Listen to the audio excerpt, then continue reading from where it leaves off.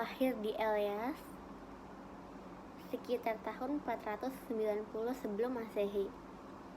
Zeno adalah seorang filsuf pra-Sokrates dan anggota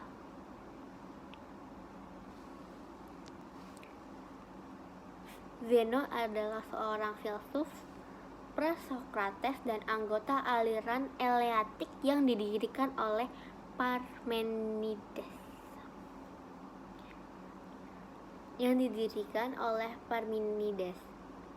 Aristoteles menyebutnya sebagai penemu dialektik. Zeno sangat dikenal melalui karyanya Paradoks. Zeno lahir di Elias sekitar tahun 490 sebelum Masehi. Zeno adalah seorang filsuf pra-Sokrates dan anggota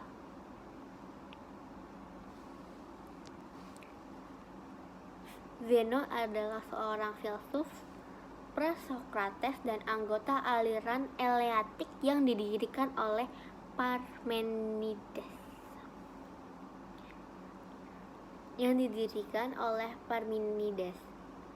Aristoteles menyebutnya sebagai penemu dialektik.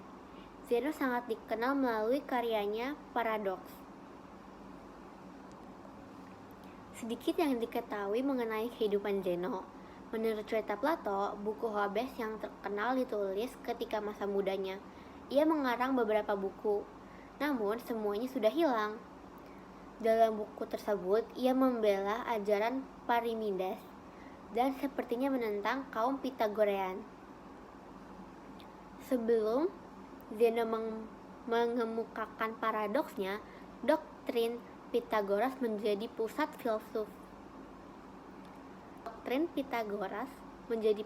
filsafat barat.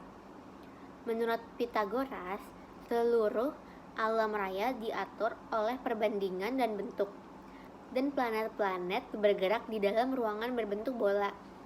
Aristoteles dan para filsuf sesudahnya pun bersikeras bahwa tidak ada keterhinggaan yang melingkupi bola itu.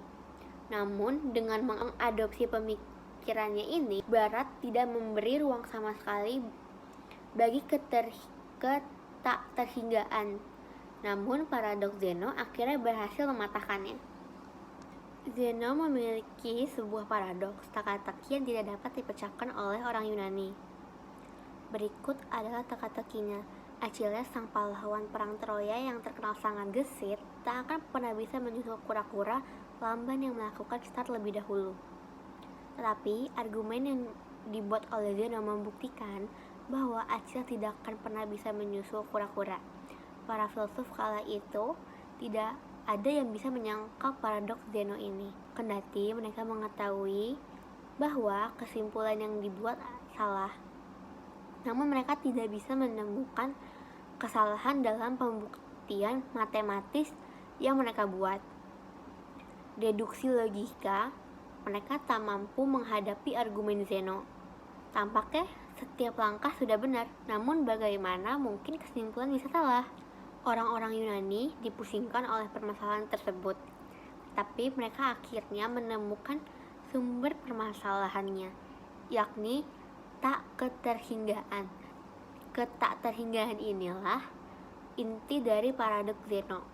Zeno mengambil gerakan yang berkesinambungan, kemudian membaginya menjadi langkah-langkah yang lebih kecil, yang tak terhingga. Karena langkahnya tak terhingga, orang-orang di Yunani berasumsi bahwa adu lari tersebut tidak akan pernah selesai dalam waktu yang bisa ditentukan. Epikuros adalah seorang filsuf Romawi yang lahir di Pulau Samos pada tahun 341 sebelum Masehi dan meninggal di Athena pada tahun 270 sebelum Masehi. Ia mendirikan sebuah mazhab filsafat yang disebut Epikureanisme. Epikureanisme adalah teori etika yang mengemukakan pandangan bahwa kebahagiaan diri sendiri adalah kebaikan tertinggi. Ia menegaskan bahwa tujuan filsafat adalah untuk mencapai serta membantu orang lain mencapai kebahagiaan. Kebahagiaan adalah kenikmatan hidup bijaksana itu dengan mengetahui batas kesenangan pribadi yang diperlukan. Kesenangan yang berlebihan akan membuat batin tidak tenang. Epikuros juga berpendapat bahwa kesenangan dapat ditemukan dalam hidup yang sederhana. Ia mengajarkan bahwa pengetahuan diperoleh dari pengalaman dan tidak melekat dari lahir. Karya dari Epikuros sendiri adalah Letter to Monikos, terus yang kedua adalah Carta sobre a Felidade. Plotinus adalah seorang filsuf yang mendirikan mazhab Neoplatonisme. Plotinus menjadikan pemikiran Plato sebagai inspirasi utamanya. Akan tetapi, pemikiran Plato tersebut digabungkan dengan berbagai aliran filsafat lain pada masanya, termasuk aliran filsafat timur. Ia lahir pada tahun 204 Masehi dan meninggal pada tahun 270 Masehi. Inti dari ajaran Neoplatonisme dapat ditemukan dalam Enneadis yang merupakan buku berisi kumpulan karangan seorang Plotinus. Buku tersebut diterbitkan oleh muridnya yang bernama Porphyrios pada 232 sampai 301 Masehi. Di dalam buku tersebut, pemikiran Plotinus berpusat pada konsep yang esa, dalam bahasa Yunani Tohen, dan dalam bahasa Inggris the one. Terkadang yang esa disebut juga sebagai yang baik. Yang esa tersebut tidak dapat dibicarakan, tidak dapat dipikirkan, dan tidak dapat diidentifikasikan, yaitu ia bukan sesuatu yang juga bukan roh, tidak ada atribut yang melekat padanya. Kemudian, yang esa itu merupakan asal dan tujuan segala sesuatu. Mitologi dari tokoh Romawi yaitu Lucretius. Ia lahir sekitar tahun 99 pada masa akhir Republik Romawi. Lucretius tertarik pada filsafat Epikurean.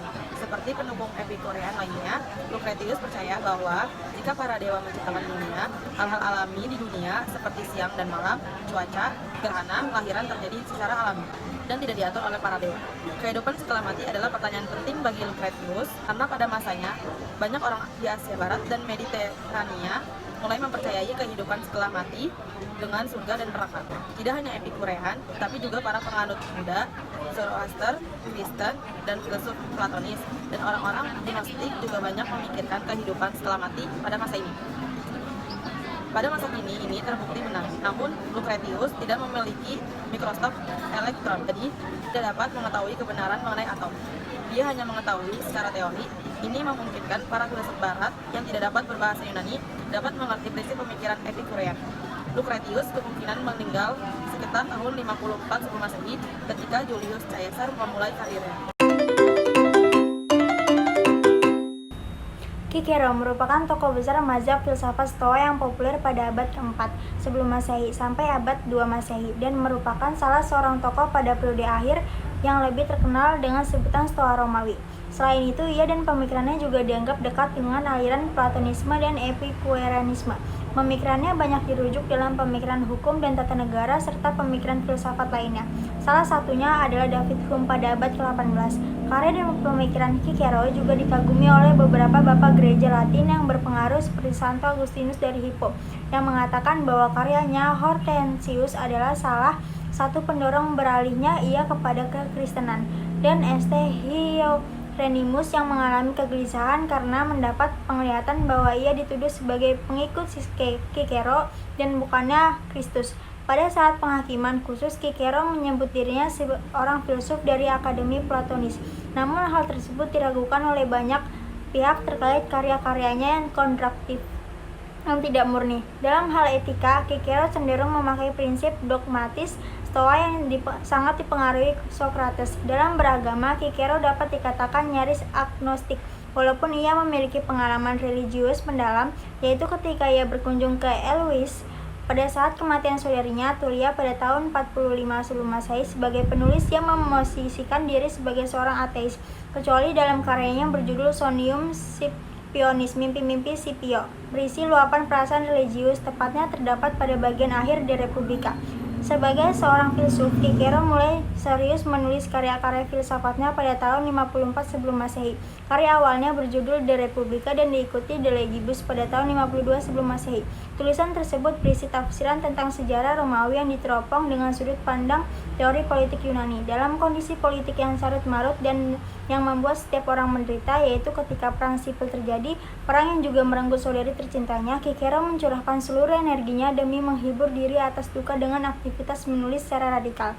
Banyak karya yang ia selesaikan selama 2 tahun masa kehilangan tersebut, diantaranya adalah De Academia, De Fibinus, De Officiis atau tentang kewajiban, dan De Amicitia tentang persahabatan. Kecuali karyanya yang berjudul De Officiis, Cicero tidak pernah mengklaim bahwa tulisan-tulisan merupakan tulisan otentik dari dirinya. Dalam suratnya kepada Atticus, ia mengatakan karya-karyaku merupakan transkrip. Aku secara sederhana hanya menyumbang kata-kata dan aku mencukupkan diri dengan hal itu. Tujuan Cicero adalah menyediakan ensiklopedi filsafat bagi Romawi, negara yang ia cintai. Bentuk yang ia pakai merupakan dialog dengan gaya yang lebih dekat dengan Aristoteles daripada Plato. Secara personal, Cicero adalah seorang yang sangat cerdas dalam bernalar, bahkan mampu memakai peristiwa-peristiwa dalam hidupnya sebagai pemacu karya-karya filsafatnya. Bukan hanya karya personal yang membuat ia merampungkan sejumlah karya, namun kutipan dari De Natura berikut memperlihatkan keprihatinannya yang lain.